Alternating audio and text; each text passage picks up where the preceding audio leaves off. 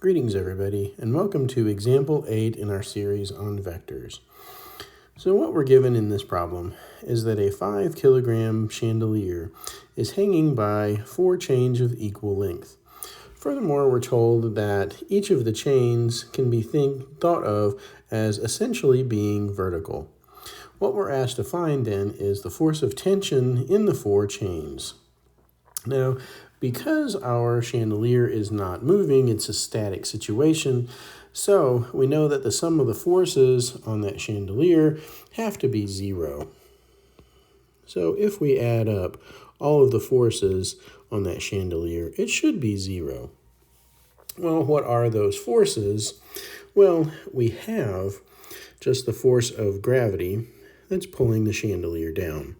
Now, our force of gravity is really just given by mass times the acceleration of gravity. Well, in this case, we've got a mass of 5 kilograms, the acceleration of gravity then being given as negative 9.81 meters per second squared in the vertical direction.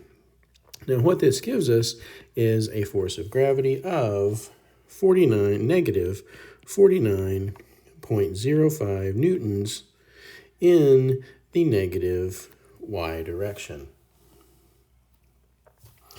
Now for the tension in the chains, because the chains are basically identical, then our tension, we really have 4 times the tension in one chain is going to be our total tension.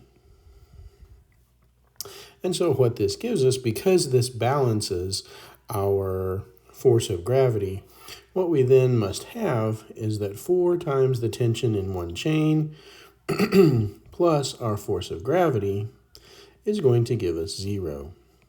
So 4 times our tension minus 49.05 J is going to give us 0, so that our tension is really going to be a 49.05 divided by 4 in the J direction. So what we then have for our tension is approximately 12.26 newtons in the J direction. So I hope you've enjoyed this example, and I will see you guys in the next problem.